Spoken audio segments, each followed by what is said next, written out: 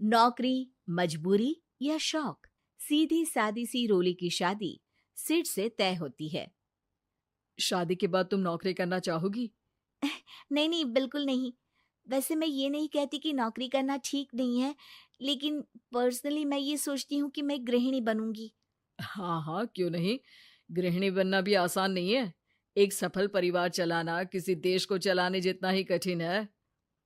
रोली को सिड का साथ और बात दोनों अच्छी लगती है, और फिर वो दिन भी आ जाता है जब दोनों की शादी हो जाती है। शादी के बाद ये क्या, सारा दिन किचन कपड़े और चार दीवारों के आगे पीछे घूमती रहती है। जा बाहर निकल कर देख, कितनी स्मार्ट लगती हैं वो औरतें जो नौकरी करती है।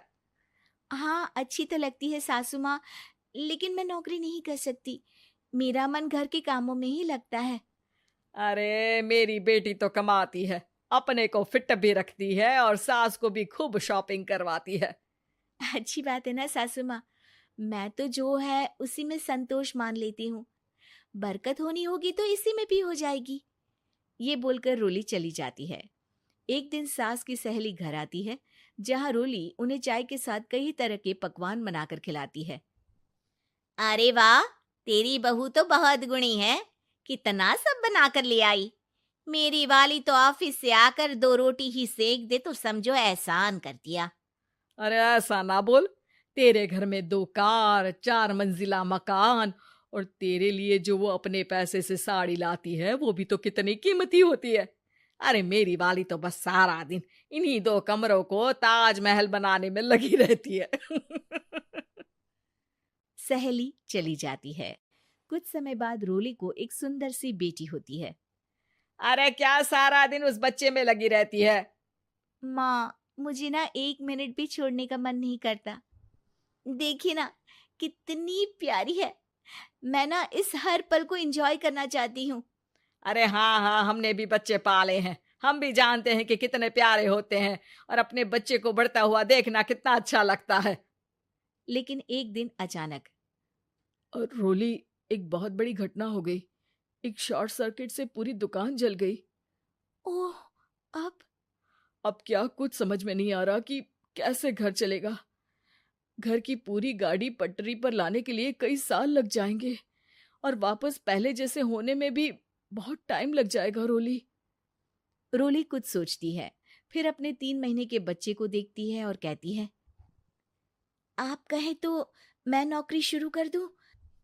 माँ मुन्नी को देख लेगी, फिर शाम को तो मैं घर आ ही जाऊंगी। सिड कुछ कहता उससे पहले ही उसकी सास वहां आ जाती है। अरे हाँ हाँ, अब भी तुझे नौकरी करने के लिए पूछना होगा। अरे घर पर इतनी बड़ी विपदा आ गई है, तू है कि बच्चे का मुंह देख रही है। अरे क्या मुझ पर भरोसा नहीं है? अरे नहीं नहीं माँ जी, ऐसा क्यों बोल रही हैं आप? फिर क्या था, सिड से पूछकर 3 महीने की बच्ची को रोली सास के पास छोड़कर चली जाती है।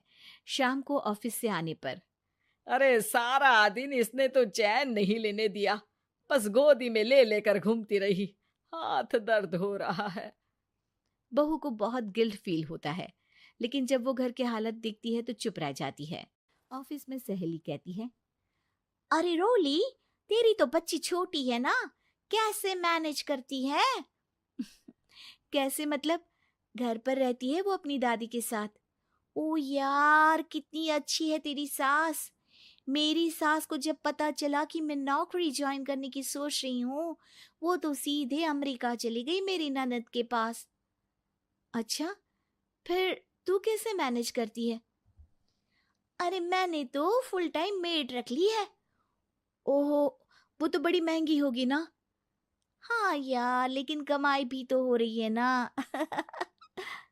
यार, मैं तो कभी अपना बच्चा इनके मम्मी पापा के पास ना छोड़ू। प्यार दुलार में खराब कर देते हैं ये दादा दादी बच्चे को। नहीं नहीं, मुझे अपनी सास पर पूरा विश्वास है। जो मेरे पति को इतनी अच्छी शिक्षा के साथ बड़ा कर सकती हैं, वो मेरी बच्ची को कभी नहीं बिगाड़ेगी। खैर, रोली की इस सोच से उलट पड़ोसियों के बीच हाथ में बच्ची पकड़े रोली की सास कहती है, अरे क्या बताऊं, सारा दिन बहू बाहर रहती है। पहले अपने बच्चे पालो, फिर बच्चों के बच्चे। अरे अपना जीवन तो कुछ रहा ही नहीं। अरे नहाने भी जाती हूं ना तो इसे साथ रखती हूँ, कल को कहीं गिर गई या चोट लग गई तो बहू तो हमारी खाल उखाड़ लेगी ना। अरे ऐसा भी क्या डरना बहू से, नौकरी थोड़ी की है उसकी। अब क्या बताऊं, पढ़ी लिखी लड़कियां हैं आजकल की। चलो चलती हूँ, सब्जी बनाने का वक्त हो गया है। बच्चे आएंगे तो खाना तो बना मिले। सास ये बोलकर वहां से चली जाती है कि तभी रोली ऑफिस से घर पहुंचती है। बाहर पड़ोसियों को देखकर, नमस्ते आंटी जी, कैसी हैं आप? अरे बहुत अच्छी हूँ, लेकिन तेरी किस्मत तो सबसे अच्छी है। क्या सास पाई है, मोती दान किए होंगे तूने। तेरा बच्चा भी देखती है, खाना भी बनाती है। बेचारी बहुत काम करती है तेरी सास। हाँ आंटी, सही बोल रही हैं आप। अब ऑफिस भी दूर है तो आने जाने में वक्त चला जाता है। खैर चलती हूँ।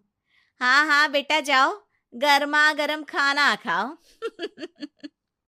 रोली घर आती है, जहां सास एक बार फिर छोटी सी मुन्नी की शरारतें गिनाने में लग जाती है। अरे आज तो इसकी वजह से मुझे 2 बार कपड़े बदलने पड़े। बार बार पानी गिरा दे रही थी। दोपहर में थोड़ा सोचा कि आराम कर लूं तो दूध के लिए रोने लगी। हाय, मैं तो परेशान ही हो गई। रोली को सास की बात अब कुछ अजीब लगती है, पर वो जल्दी से कपड़े बदलकर किचन में जाकर रोटियां बनाने लगती है। सारा महीना काम करने के बाद रोली को सैलरी मिलती है। वो पैसे लेकर सीधे सास के पास जाती है। माँ जी, ये मेरी सैलरी। आपने हर कदम में इस घर का साथ दिया। मैं नौकरी करने के पक्ष में नहीं थी। मैं तो अपने बच्चे को बढ़ता देखना चाहती थी। मैं थोड़े में भी खुशी थी। कभी मैंने आपको किचन में पैर नहीं रखने दिया था। घर की मुसीबत नहीं आती तो मैं कभी इन जिम्मेदारियों को आप पर पड़ने नहीं देती। अब सास समझ चुकी थी कि उसकी गलती कहाँ है। हाथ में पैसे देकर कहती है, मैं पढ़ी लिखी नहीं थी तो पति ने भी कभी पैसे हाथ में नहीं रखे। बेटे ने भी गल्ला संभाला, लेकिन तूने मुझे समझा। ये मेरा सम्मान है कि एक बहू होकर तूने पूरी सैलरी मेरे हाथ में रखी बेटा।